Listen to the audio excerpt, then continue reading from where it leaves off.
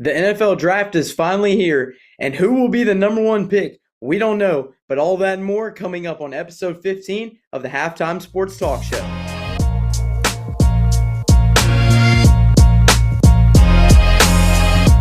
Hello, everyone, and welcome to episode 15 of the Halftime Sports Talk Show. Once again, I'm your host, Reese Kinder, and we are back for another week of some sports recap. This past weekend, NBA playoffs, Justin Thomas won the RBC Heritage, which we will be covering. But focusing on this week, you got the NFL draft coming up, and actually, we are going to jump right into that. As a matter of fact, if I can pull it up here, I accidentally went to YouTube, but yeah, I mean NFL draft this week. And yeah, you got a decent QB room entering this draft, and we're kind of just gonna go over some mock drafts from some of the NFL analysts, stuff like that. And I think the first mock draft we're gonna go right here is Bucky Brooks. We're gonna go over Bucky Brooks's mock draft here. And we're gonna break down pick one by one and see where we could fill in spots that we think other players will go. But we're going to get started here. Starting off with the number one pick, the Titans actually today did announce that they are not trading the Cam Ward pick. So, yes, Cam Ward will probably end up being a Tennessee Titan. And yeah, that's obviously, I think that's the first pick that everybody thinks is going to happen, which I don't see it not happening. I mean, Tennessee really needs a quarterback. I mean, you're going to have Will Levis at quarterback, and he's just going to go, oh, I can't do that. Like, he's going to make memes out of himself again. But yeah, Tennessee, the number one pick, they get Cam Ward, and I think that's an obvious one. And then here's kind of the one that I don't know of yet. The second pick, the Browns have the second pick. Travis Hunter would be the second pick, and there's some notable options that the Browns would use here to trade away. I mean, you could trade with the Patriots if the Patriots want Hunter. The Jaguars might want Hunter. Also, I'm pretty sure the Panthers said they were in for Hunter as well if anybody's up to trade. So those are three teams right there that are already up for Travis Hunter. But I mean, if Cleveland ends up getting him, this would be a good player. I mean, I'm not gonna say two-way player because I don't think he's gonna play both sides of the ball in the NFL. There's no way you can. NFL's different than college. I mean, you play way more snaps in NFL. So I do think you'll end up having if Travis Hunter goes to the Browns, he's probably going to be cornerback, which is not good for the Browns because the Browns really need a receiver on that terrible offense they have. And then your third pick, you got the New York Giants. The New York Giants did acquire both Russell Wilson and Justin Fields from the Steelers, and it says right here, according to Bucky Brooks, the Giants are going to pick up possibly Abdul Carter.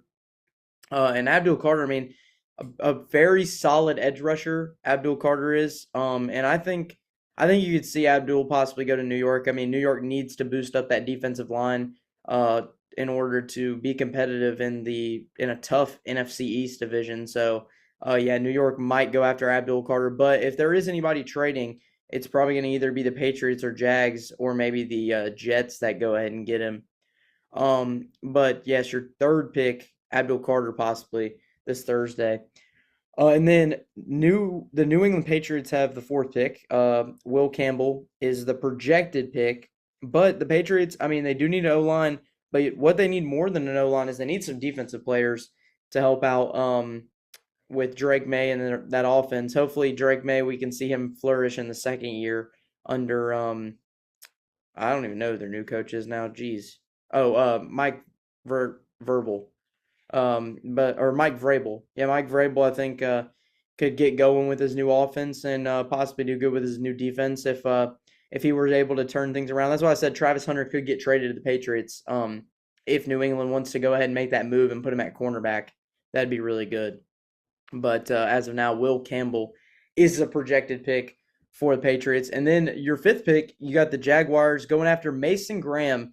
This is kind of a tricky one. Mason Graham is being sought after by like 5 different teams, including the Panthers at 8, which is the closest to the Jaguars. And that could be what the Panthers do. They could trade up and end up going after Mason Graham, or they could trade up and go after someone like Travis Hunter or Jalen Walker. But Yes, Jacksonville is fifth on the clock, and they're definitely going to need, I would say, probably a defensive tackle, defensive end for that pick for sure. And then your sixth pick, according to Bucky Brooks, he has Ashton Jeanty going to the Las Vegas Raiders. Um, I say that's a little too high for a running back. The highest I've seen a running back go late or the latest drafts, Bijan Robinson went 8 to the Falcons in the 2022/2021 or 2021/2022 draft.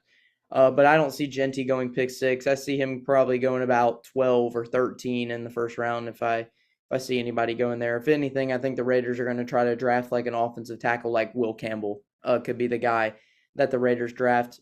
And then your seventh pick, the New York Jets, currently going after Tyler Warren. And oh, it was my mistake. Justin Fields is on the Jets. I forgot because they're both New York teams, but Justin Fields is on the Jets. And yeah, Tyler Warren would be a good addition to this Jets team, and I do like the pick, but it just depends on the teams in front of them that decide to possibly go after a guy like Tyler Warren, who is a good he is a good pass blocker, and I mean he's also a big-bodied pass catcher as well. So definitely would help Justin Fields in that offense in New York. But yeah, I like the pick from the Jets if they're able to get Tyler Warren at 7.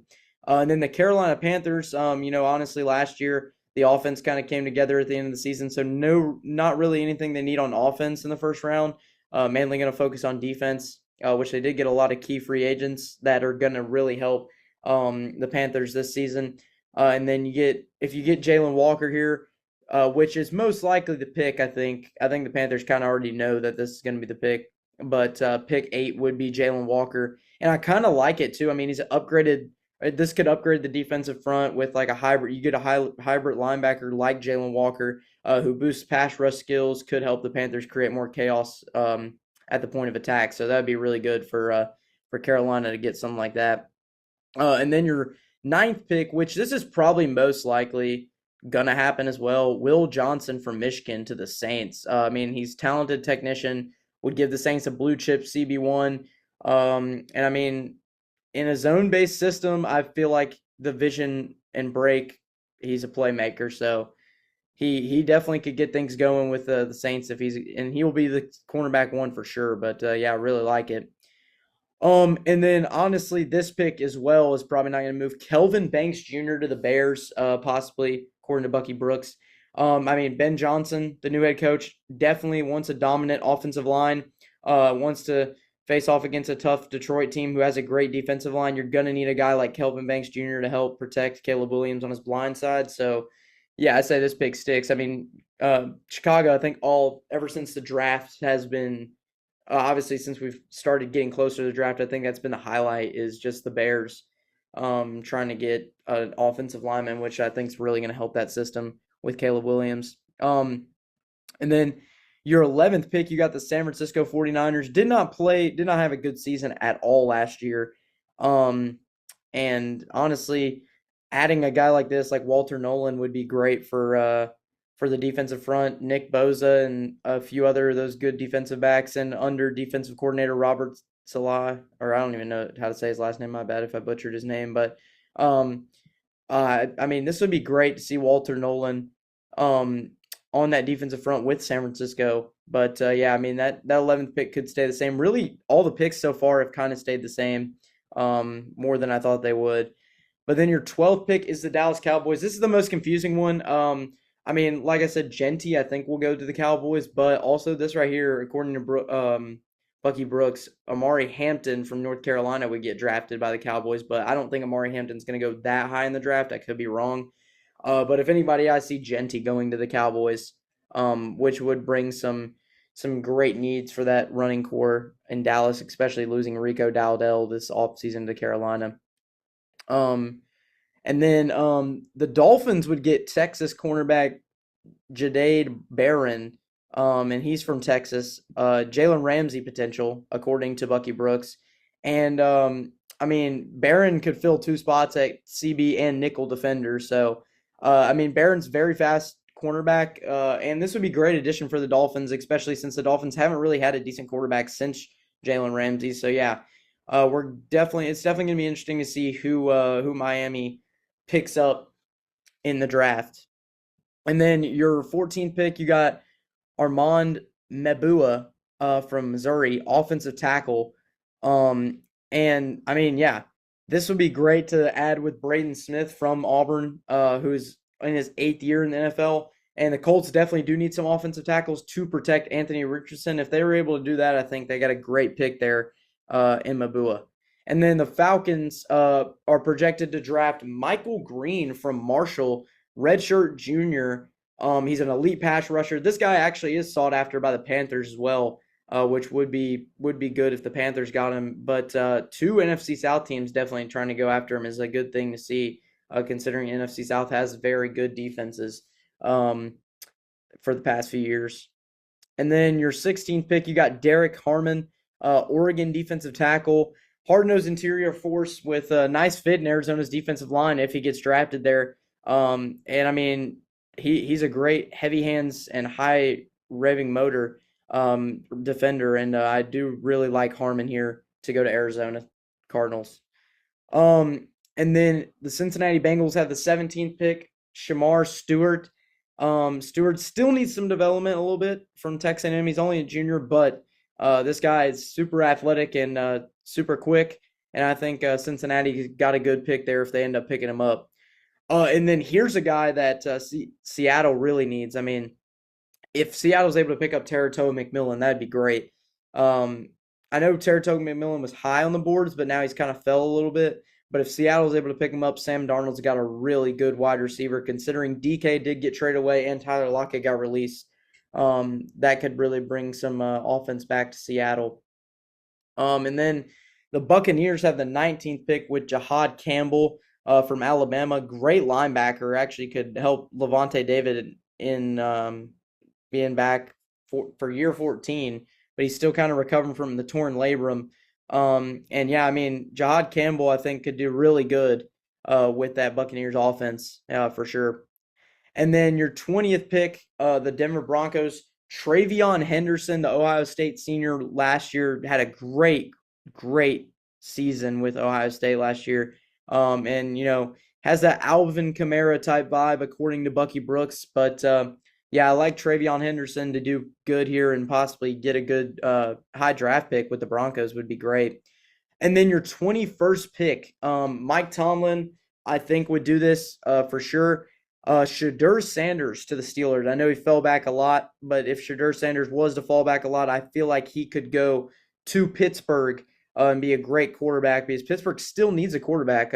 Nobody has really signed with Pittsburgh that I know of. So, yeah, Pittsburgh still needs a decent quarterback to help with DK Metcalf and some of those other good wide receivers. And then your 22nd pick, you got the Los Angeles Chargers. Colston Loveland, according to Bucky Brooks, is your prospect that will be drafted by the Chargers. I don't know if the Chargers are going to add any offense, honestly. They could, but I do see them adding more defense in the first round if they want to kind of have a decent defense, kind of get things going there and get back to the playoffs like they did this year. And then the Packers have the 23rd pick, actually the host of the draft. Maxwell Harston from Kentucky, cornerback, redshirt junior. I mean, he's a great playmaker corner. I mean, he sees the ball well, gets the ball. And, yeah, I think this is a great fit for Green Bay if Green Bay is able to get him. And I really like him on the board at 23. And then Minnesota going after South Carolina safety. I'm not even going to try to butcher his name. It's like a Nick Emmanwori. Yeah, there it is. Nick Emmanwori can learn from Harrison Smith, who's been the Vikings' backfield for 13 seasons. And this would be great to see the safety from South Carolina get mixed in with this Minnesota defense because Minnesota last year had a great year, but did have a problem with defense in the postseason. So, yeah, we're going to have to see what Emmanwori does with Minnesota. And then you got the left outside lineman from Alabama, 300-plus pound bully. I mean, he's a great player.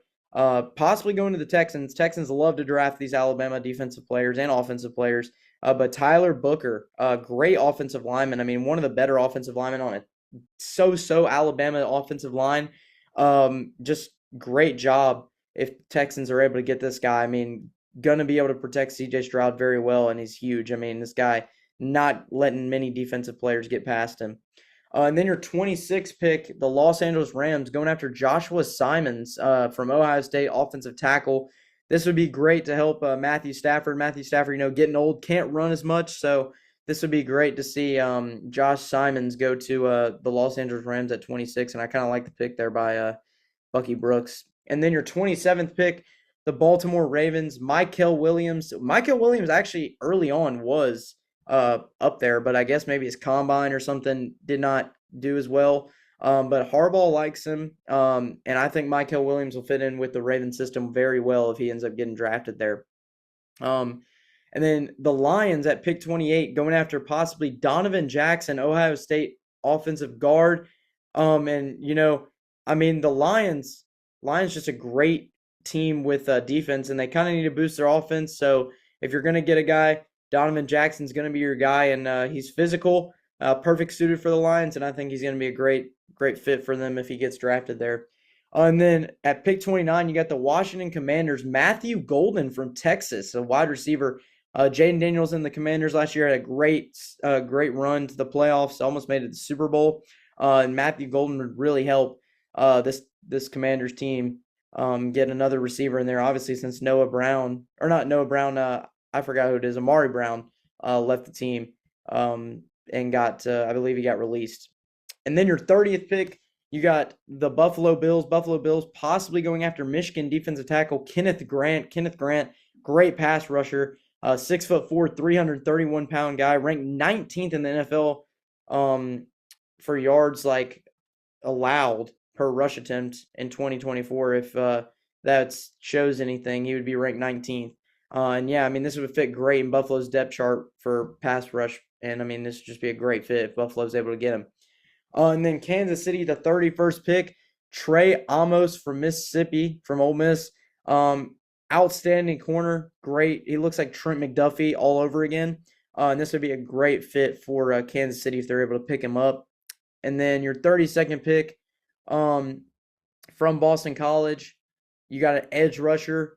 He's relentless, energetic, and this would be a great fit for Philly if they were able to get him. But yeah, just looking at the mock draft, it looks good so far. And Thursday we got the draft. I'll be interested to see. These are not the real draft people. Like, these are not the people that got drafted. Obviously, sorry if I'm stuttering a lot. I'm just really tired. But yeah, these are not the real people. But this is the mock draft. That's what people got to understand. But if this does turn out well, then they got a perfect mock draft. But I do think most of these picks will be shuffled around a lot, but I could be wrong. But yeah, Thursday is the NFL draft. I believe at 6:30 Eastern. 6:30 Central, 5:30 Pacific, and 7:30 Eastern. So don't forget to tune into that on NFL Network and ESPN to watch your favorite team pick the franchise player, or even just a player that you like from your respective college team that you go for. But yes, that is it for the NFL mock draft highlight. And now we're going to go over to some golf and highlight the man himself, Justin Thomas, going 3 years without winning a tournament, and beat Andrew Novak for the play, or in a playoff hole at the RBC Heritage this past Easter Sunday.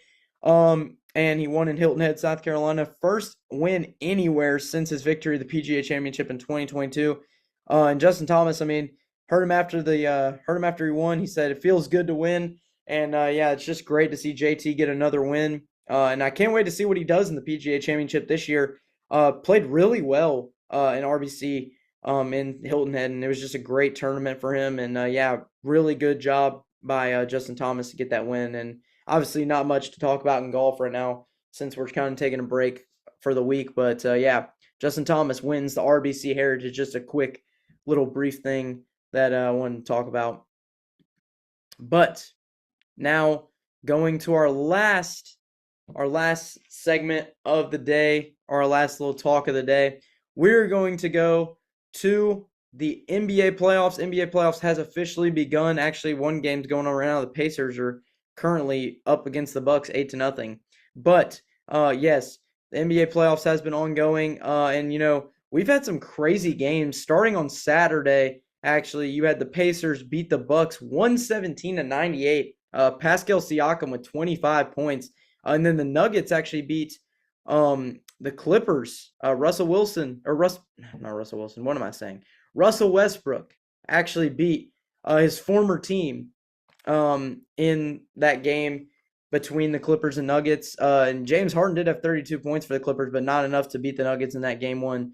And then the Knicks just had an outstanding game in New York and MSG. Tobias Harris for Detroit did end up having 25, but Karl-Anthony Towns had 23, 11, and 4. And then the Timberwolves beat the Lakers after a little bit of trash talk before that series happened. And the Timberwolves won that game 117-95. And then on Sunday, on Easter Sunday, you had the Thunder win by 50 points, 131-80. Well, 51 points. And then the Celtics beat the Magic 103-86. The Cavaliers beat the Heat 121-100. Actually, Donovan Mitchell had 30 points in that game. And then the Warriors, Steph Curry with 31, comes up with the upset against the Rockets and beats them 95-85. And just a great game. And then actually last night, the Pistons evened the series with the Knicks with Cade Cunningham's 33 points, 12 rebounds. The Pistons were able to win 102-94. And that actually snapped a 15-game playoff skid for the Detroit Pistons without winning a playoff game. And then the Clippers bounced back as well last night with Kawhi Leonard's 39 points. Jokic did have 26, 12, and 10, had a triple-double, but not enough to outlast the Clippers there in the first round, and 1-1 in those two series. But yeah, these series going on tonight. You got the Grizzlies and Thunder coming up at 6:30 actually here soon in Oklahoma City. And sorry for the voice crack there. But yeah, coming up in Oklahoma City. Oklahoma City is actually favored by 14.5 points. So if you're betting here, you're gonna have to go with Oklahoma City if you want to get those bets cashed in and earn some money. Because I don't know much about betting, but some people do. And at 9 o'clock on TNT, True TV, and Max, the Timberwolves and Lakers Game 2. Will LeBron and the Lakers bounce back, or will Anthony Edwards go up 2-0? This is going to be a great series, and I think the Timberwolves can get it going, but we'll see. I think LeBron's going to have it back again tonight.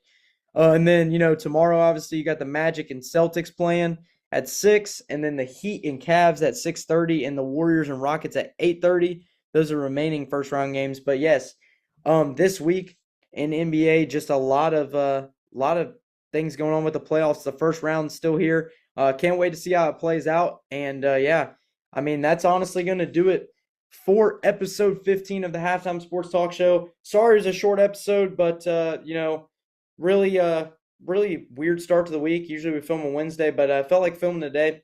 But yeah, not much to talk about, but we'll have a lot more to talk about next week, back on Wednesday, hopefully. Hope you guys enjoy this episode. Don't forget to like and subscribe. We also are on Spotify. We got to grow the Spotify channel. So far, only 8 followers, only a few plays, so we got to continue to get the Spotify growing. And then the Instagram, continue to follow that. And then we're also on TikTok, and obviously posting our videos, posting my videos. But I hope you guys enjoy the rest of your week. Stay safe out there.